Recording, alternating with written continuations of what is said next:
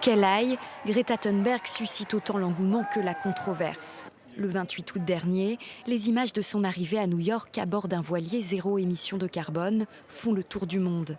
Fidèle à ses engagements, l'égérie de la lutte contre le réchauffement climatique refuse depuis plusieurs années de prendre l'avion.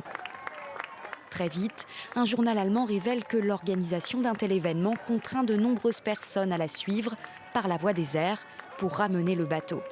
Résultat, un bilan carbone moins bon que si la jeune fille avait simplement pris l'avion avec son père. Les critiques sur la sincérité de son engagement et la connaissance du sujet, Greta Thunberg semble y être habituée. No one is too small to have an impact and change the world, so just do everything you can. La jeune fille peut néanmoins compter sur le soutien de plusieurs personnalités de poids, à commencer par l'ancien président américain Barack Obama. Yes. En France aussi, Greta Thunberg divise au plus haut point. Invitée cet été à l'Assemblée nationale par un collectif transpartisan de 162 députés, la militante a répondu aux parlementaires qui avaient appelé à la boycotter. Some people have chosen not to listen to us, and that is fine. We are, after all, just children.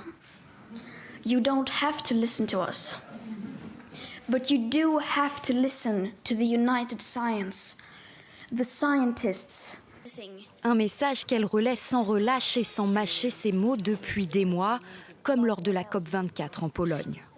You are not mature enough to tell it like it is. Un ton très alarmiste qui lui vaut de nombreuses critiques. Gourou apocalyptique, prophète en culotte courte ou encore sous influence des ONG. À ses détracteurs, elle répond qu'elle voit le monde différemment mais de manière réaliste.